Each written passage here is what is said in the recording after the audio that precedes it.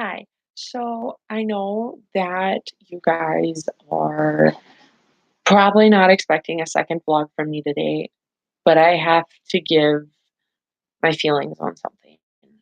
I have been following what's been going on lately, not only in the beauty community, but also in the music community, all that drama and blah, blah, blah. I am not a part of it, so I'm not going to say, oh, I know this and I know that. No, I don't. I'm just vlogging because I feel like I love Tati, I love Jeffree Star. James Charles, I was just getting into, so I didn't really know him, um, you know, um, as well as I knew Tati and James, and Jeffree Star. James Charles was new to me, pretty much. So when all this went down, I was like, "Whoa." I'm like, "I cannot be attached to this." So I unsubscribed from James Charles and unfollowed him and whatever, unfriended him, on Facebook and Instagram and blah blah blah. I am happy that this situation is coming to a close. And that all parties are not unscathed, and that they took responsibility for whatever part they had to play in the situation. I'm telling you my opinion only. I am not saying this is fact. I'm not saying that this has been, I've been told things by the three people involved that we know of. But this is my own opinion that I have formed via watching their videos and keeping in touch with their social medias and such like that. Now, I do I agree with what happened? No, I don't, because a lot of allegations were made and blah blah blah, and it's one of those situations where it gets real sticky real quick, and I don't like them. I don't like those situations. I don't like that, it went down the way it did. I don't like it. Am I still a fan of, James Charles, Tati Westbrook, and Jeffree Star? James Charles, not as much, just because, like I said, he was new to me, so I wasn't really a fan of his quite yet. Um, but I knew that Jeffree Star liked him and Tati liked him at the time anyway, before this whole situation went down. And so therefore I did follow him and subscribe to him and stuff like that. However, I have since unsubscribed and unfollowed and unfriended him just because I didn't want to be involved in the situation. I know that I'm not famous or anything like that, so how could I be involved? I'm saying as a fan, I didn't want to be one of those fans where like, oh no, James Charles is on the good side, or oh no, Tati and Jeffree Star on the good side. I didn't want to have to make that decision. Did I silently make a decision by unfriending James Charles and unfollowing him and unsubscribing to him? Yes. However, I also know that I've watched more of Jeffree Star and Tati videos than I have and followed them more on social media, Facebook, Instagram, Twitter, that sort of stuff, Snapchat even, than I have James Charles. So, I silently unfortunately made a decision. But for the most part, I figured that this situation's coming to a close, so I don't have to feel any type of way or anything like that. Are people going to be mad at me and stop watching my videos? Of course. However,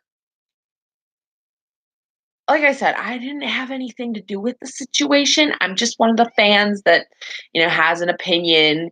And like I said, it is my opinion. It is not fact at all. And normally I give you the tea on my life rather than situations I see going on in tabloids and stuff.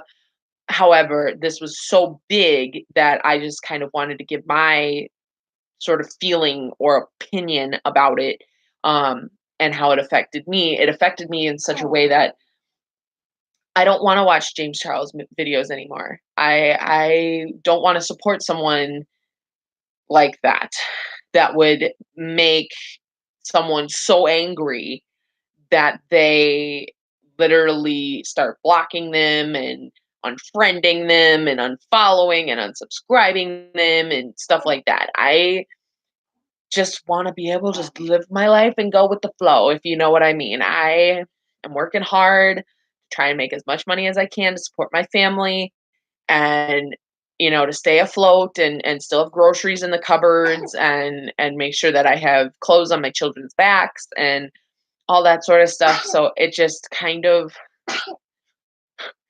son sneezing. Bless you, buddy. Um, anyways, I just kind of wanted to give you that opinion, that I have about it. And it is this. My opinion is this. I feel that so many things could have been dealt, which Jeffree Star did admit could have been dealt in private. I feel like why do people, unless it's a publicity stunt, why do people make their problems public? If they can't do it privately, why fight about it at all? Is what is how I was raised to not really make issues, basically not to make mountains out of molehills. That's how I was raised. But at the same time, I was raised to deal with a situation no matter how sticky or ugly or bad it can be or can get. And that, on that principle, the world is basically dealing with this situation between these three. And I know it involved a whole bunch of other people and whatnot, but these three are at the core of it. And I am new to YouTube, being a YouTuber type deal, so it's not like I have any influence or anything like that. I just have an opinion. I'm one person. I'm not celebrity or famous or whatever you want to call it. I'm not an influencer, I'm just somebody with an opinion and a lot to talk about. um, but being that that's been said, moving forward, I am going to be continuing to watch Jeffree Star and to watch. I love Jeffree Star. He's amazing. I love his makeup tutorials. He has taught me so much in the past few years. Um, Same with Tati. She's taught me so much. Different. But the thing is, she shoots different videos, which I like, and so does Jeffree, which I also like. That they don't just shoot one thing. Oh, here's my product, innocent plug, type thing where they plug in their products. No, they test out other people's products and they try to tell you how they feel about them and make sure that hey, this is a good product for me. Maybe it'll work for you too. Or hey, this didn't work for me. Maybe it'll work for you because you have a different skin type. 'Cause everyone's different type thing, which I like that they're inclusive. So, anyways, moving on from that, just an update on my life more personally. I'm struggling with my weight. I have been for the past year. I went on this thing called a Depo-Provera shot, and um, it made me gain weight, a lot of weight, and it brought my anger issues to the surface, along with my depression, anxiety, and my ADHD. My ADHD isn't hyperactivity or anything like that. I'm not bouncing off the walls. It's called hyperverbal, which means that it's attention deficit disorder with hyperverbal activity. Um, and what that means is that I have the deficit disorder, where I can't sit still. I can't, sit in one spot for too long. I have to be moving constantly or going, or sometimes just sitting and just watching TV type thing. Depends on my level of motivation, which sometimes is zero, sometimes it's 100% full blown. I want to get this done, this done, this done, this done, this done, blah, blah, blah. The hyperverbal comes in when I start talking to people, such as in the videos, where I tell you the true tea on my life. Um, And it also comes in when I am talking to even family, and sometimes people are, like, anxious when talking to me, and they have to take a deep breath and are like, "Okay, I need a break." And sometimes mentally they check out, with me, and it hurts when people do that, it really hurts, but at the same time, I know why they do it, and it's because they don't want to overexert themselves, by taking all that information, whatever I'm talking about, taking all that information in at one time. And uh-oh, I hear alarms.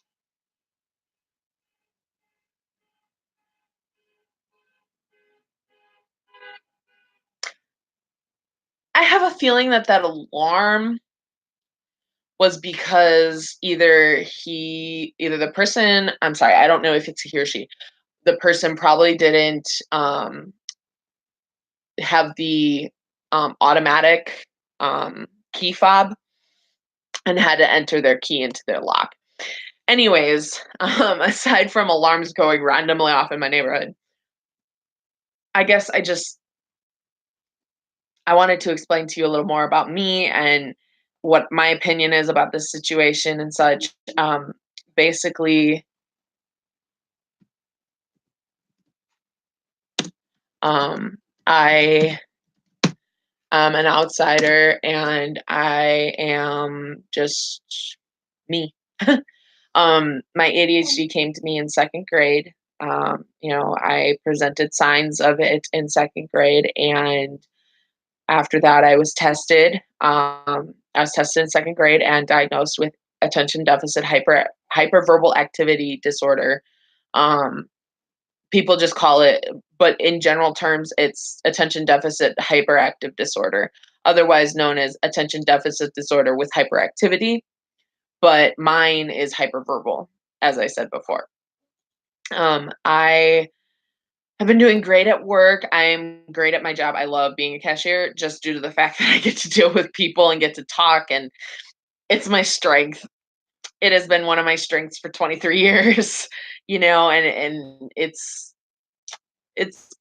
been a struggle sometimes, because certain people, they're like, "Oh, you talk too much," or "Oh, you don't talk enough," or "Oh, you do this," or "Oh, you do that," or "You don't say this," or "You don't say that," and the thing is that what comes along with the attention deficit hyperverbal activity disorder is that I can't read people very well. I have no sense of reading a situation whatsoever. Every now and again, like every certain situations, I can read just fine. Like if I can feel the tension in the air, I'm like, oh, I'm not saying anything. If I can feel that there is madness, like someone is freaking angry at somebody, and they're like, no, I don't like you. No, I don't want this. No, I don't. And they're just arguing back and forth.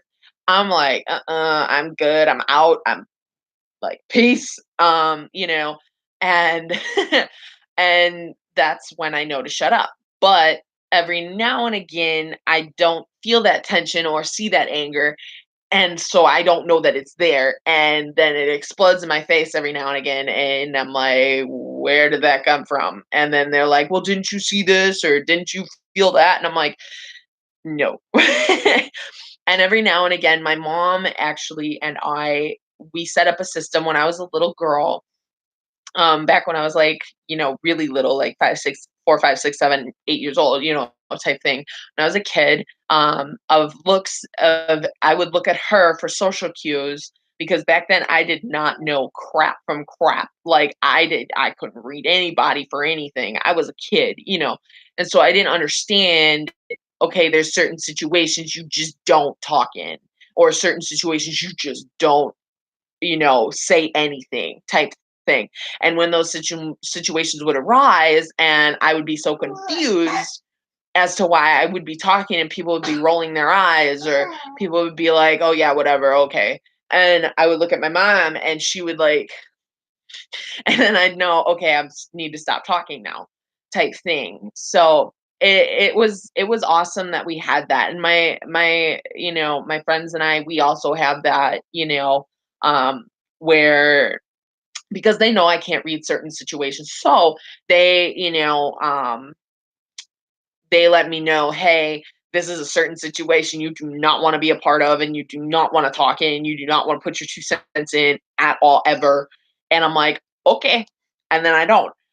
But there are some situations where they don't warn me prior, and it's because we haven't my friends and I haven't hung out in forever, and it's mainly because I have 2 jobs, another one has 2 one of my friends has 2 jobs, another one's in school, and another one lives, a good 2 and a half hours away.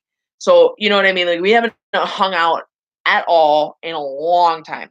I think it was January this year was the last time we hung out. But anyways, yeah, I don't get social cues sometimes. Every now and again, I don't understand social cues or social normalcies, I guess you could say. And when my brain, unfortunately, when my ADHD kicks in, like just did, sometimes I'll have a stutter, or I'll say a lot, or I'll say I don't know a lot, or I'll be like, for a really long time. Or, I'll have this thing where I'll mix up words, like I basically, like, I have dyslexia, but I don't have dyslexia. I'm not claiming to have dyslexia. I'm just saying I fumble my words like I do. And it messes with my speech, my ability to speak. Um, and have I had speech therapy? No. No, I have not. And I don't claim to. I have never claimed to, and I never will claim to. um, I mean, am I learning sign language? Yes. Do I love sign language? Yes. Do I wish I knew how to converse in sign language? Yes. Do I actually know how to? No. No, I do not. Um, However, I love learning different things, and things, and sometimes it happens where my brain works faster than either my mouth or my hands, and I can fumble the signs, or I can, stutter while talking type stuff, and it's hard because most people don't understand why I stutter, or why I fumble my words, or why I talk so fast, or why I have to think about what I'm saying. And mainly it's because when ADHD is in your brain, at least from what I've read and what doctors have told me, um, and therapists have told me, is that your brain's synapses, or connections, nerve connections and such that go to the rest of your body, sometimes they fire faster than usual, which and sometimes they fire slower than usual, which it's hard to explain to so many people when so many people don't have it. And being that I'm on YouTube, trying to explain this, it's hard to explain it to somebody. It's hard for somebody like me who has ADHD to explain it to somebody who doesn't, because they don't get what it's like to have a brain synapse, you know, firing at a million miles an hour when the normal synapse only goes at about 1,000 miles an hour type thing. And it's hard, because along with ADHD can come so many different things, like learning deficits, which I had, where I learned a lot slower, or speech impediments can come from it, where their brain works too fast and then they can't really speak properly, and they have a stutter. Um, I'm not saying all ADHD, all people with stutter have ADHD or anything like that. I'm not saying that. I'm saying that from a person who has ADHD, I'm saying it is one of the side effects of ADHD, and that it can cause a stutter. However, other people who have see, starting over my words, I'm fumbling my words.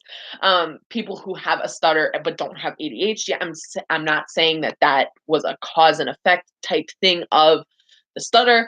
because obviously some people can be born with it, some people can have a family full of stutter people, stutter speaking people. It just depends on the person. And honestly, I don't think I've really ever opened up to people about my ADHD just because not really many people understand. And the only person I found that really gets it or the only people I found that really get it are two people, and that's my brother and my sister. And that's because they have it too. They have ADHD as well, just like me. And I don't know if we have the same like DNA strain of ADHD because we share dad or anything like that, or anything technical like that. But I do know that we all have ADHD. All three of us have ADHD, and the only person we share is our dad.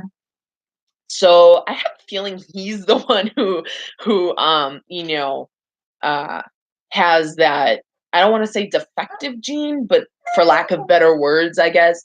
And he blames our moms. He blames my stepmom and my mom for my sister and brother's ADHD and my ADHD, and plus my sister's Tourette's.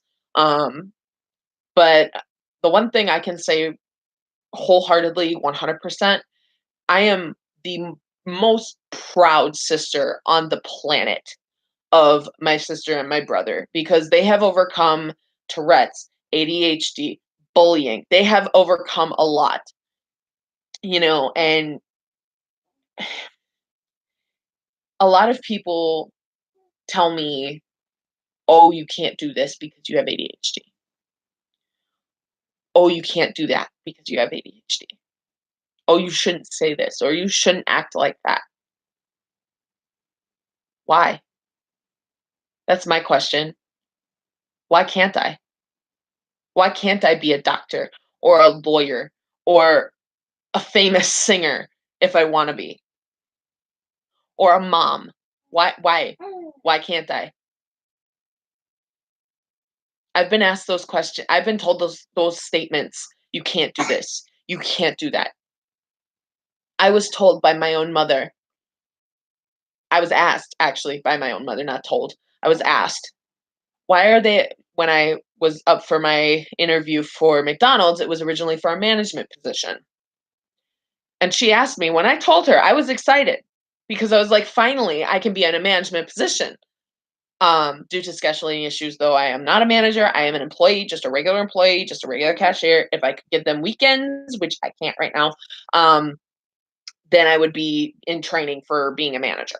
Anyways, when I told her this, that I was, applying for a management position, she was like, why are they even considering you? I was taken aback. I didn't know the answer to that. I was like, because I've been in the retail business for about 8 to 10 years. Because I have that experience, because I've worked in restaurants and big chain stores and, you know, other places that I really don't have a retail store, like a big chain store or a restaurant or anything like that type of thing. And it frustrates the heck out of me because it's like, why would you believe they wouldn't consider me? Why do you think they wouldn't consider me? Like, what would be holding me back? And she didn't really answer that, um, or anything, and we kinda moved on from it, but I explained to her, I'm like, "Look, I can be considered for any job I want. I have the smarts, and when I put my mind to something and am determined to do something, there's no stopping me. There is no manager, there is no supervisor, there is no owner that could stop me from doing something that I would like to do." And I love being a cashier. I really do. Do I want a management position someday? Yeah. Yeah, I would. But I know that you've got to work your way up to get there. You've got to work hard, keep your nose to the grind, and you've got to make sure that you do your best. And so when my mom asked me that question, it broke my heart because it's like,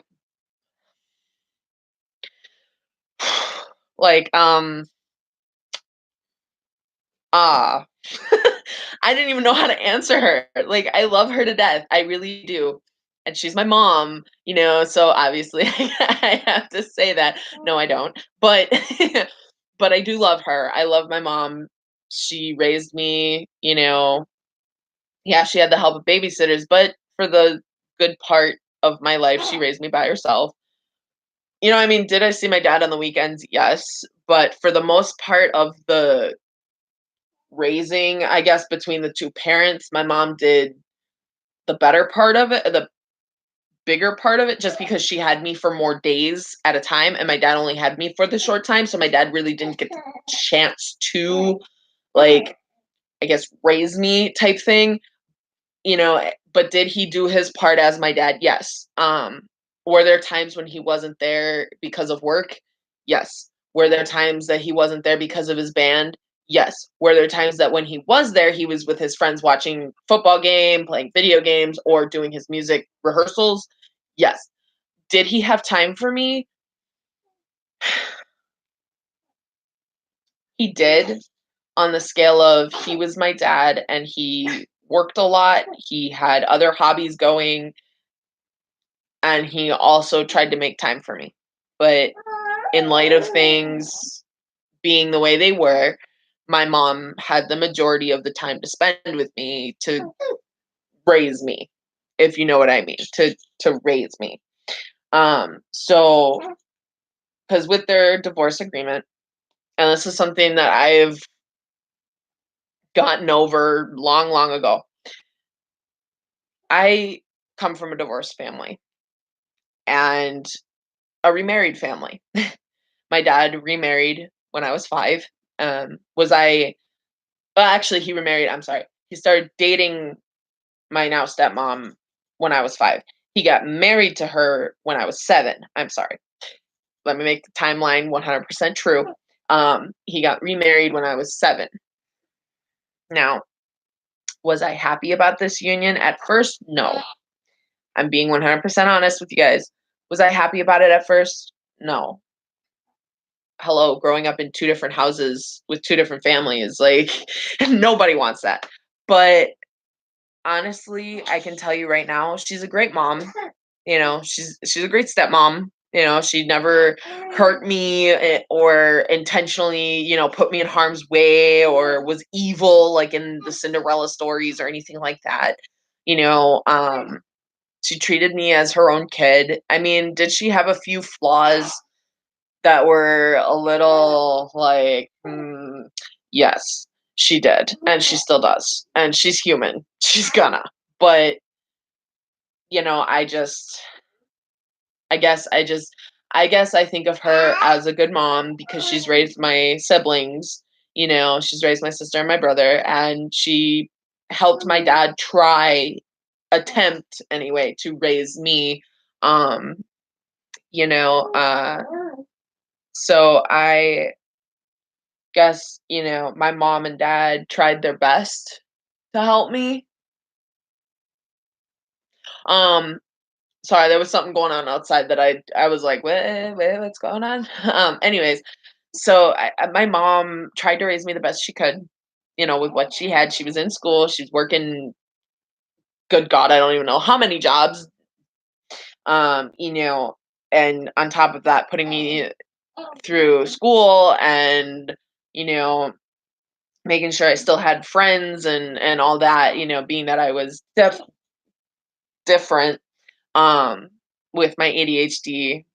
Because after I got diagnosed, she realized why I wasn't making friends as easily, why I wasn't, you know, um, why I wasn't being in the social norm like the other kids, why I would always try to seclude myself. It's because I like being alone. Okay. I really do. I like my aloneness. I like my seclusion only because I get away from the chaos that is my everyday. I get away and just think about things and clear my head and go through my dramatic brain, because my brain likes to over dramatize a lot. And I mean a lot. But I get to go into my that's why I like taking baths, is because I can close the bathroom door and just sit there and just be like, "Okay, I got this done today. I got this done today. I thought about this and this is not going to go. And I thought about this and this is going to go. This is going to happen. This is not going to happen. Stuff like that. Oh, I got to pay this bill and this bill and that bill and this bill. And this is going to cost this much. And groceries are going to cost this much this month. And you know what I mean? Stuff like that. And just kind of go down the checklist of things that are happening in my brain and kind of slow down, take a breath, and just go, okay, in order, this need to get out of my head. And then I go through, okay, this, and this cost this, and then go through all of that and kind of rationalize and compartmentalize um my things that I have going on in my brain. I'm glad I got to get this out, in the open, how I feel about that whole situation with Tati and, you know, Tati Westbrook and James Charles and Jeffree Star. And I hope that I don't get, you know, viewed as a person that's, oh my God, she's on that side. Oh my God, she's on this side, or anything like that. And I just wanted to give you guys my opinion and kind of give you the tea on my life and what I've been going through since childhood. My mom, and just so you know, when I say remarried family, my mom never remarried. She still is not remarried. She's married by heart to my stepdad. Um, so you know what I mean? It just, they've lived together for so long that they're married by their hearts. They're not married legally, they're just married by their hearts and how much they love each other, which is a lot. And I guess I'm glad I got to get this off my chest and that I, can take the time to tell you guys about what's going on and what I've been through and kind of slowly open up because I haven't been able to open up to a whole lot of people, therapists included, and it's been difficult to say the least. Or I tell stories and they wouldn't believe me or what have you. So, it just was one of those lifetime stories that was just, it had hard times, it had good times, it had bad times, it had ugly times, it had true times, it had lies, it had drama, the whole kit and caboodle type thing. So I will end the video there and just kind of, yeah, just kind of let it be that. Have a good day, guys. See you in the next video.